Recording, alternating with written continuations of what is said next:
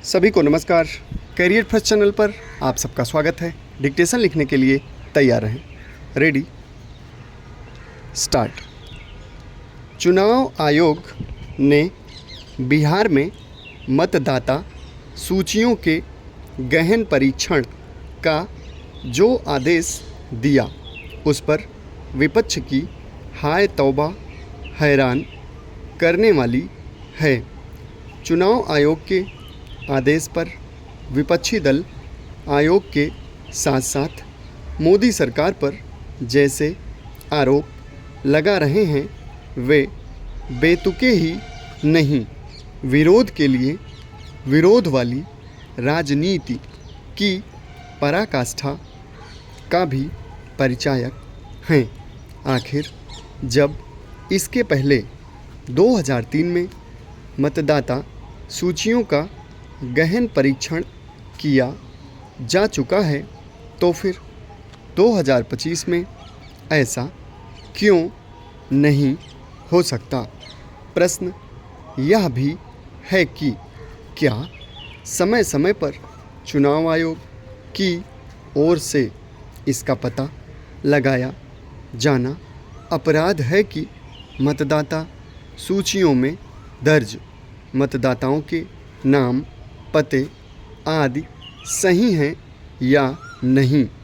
यह सब पता किया जाना तो निष्पक्ष चुनाव की बुनियादी शर्त है। यह सब लोकतंत्र को सशक्त बनाने के लिए भी आवश्यक है और धांधली रोकने के लिए भी। क्या विपक्षी दल यह चाहते हैं कि उन मतदाता सूचियों के सहारे चुनाव कराया जाना ठीक रहेगा जिनमें मृतक के तो नाम होते हैं लेकिन जीवित लोगों के नहीं।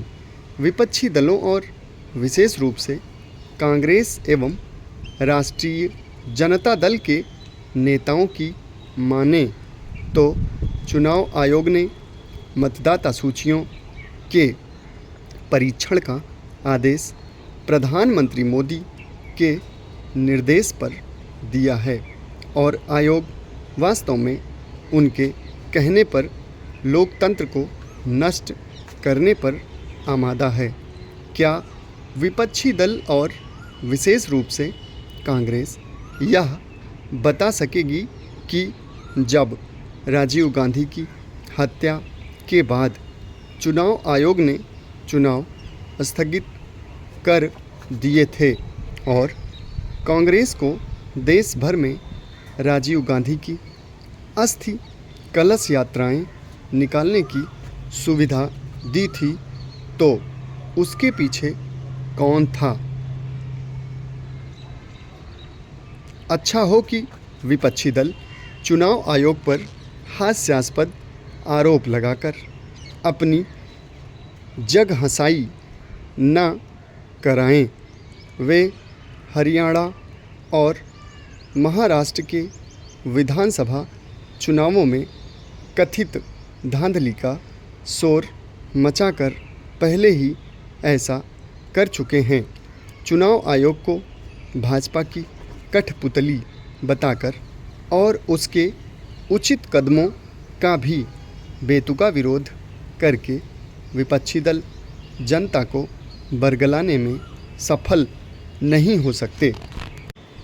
इसकी अनदेखी नहीं की जानी चाहिए कि चुनाव आयोग ने बिहार में उन लोगों को राहत दे दी है जो पिछली बार मतदाता सूचियों के परीक्षण का हिस्सा बने थे। विपक्षी दलों की ओर से यह आग्रह तो किया जा सकता है कि चुनाव आयोग मतदाता सूचियों के परीक्षण के लिए थोड़ा और समय दे, लेकिन यह मांग करना बेकार की बात है कि ऐसा होना ही नहीं चाहिए। भारत के किसी भी चुनाव में भारत के लोगों को ही मतदान करने का अधिकार मिलना चाहिए।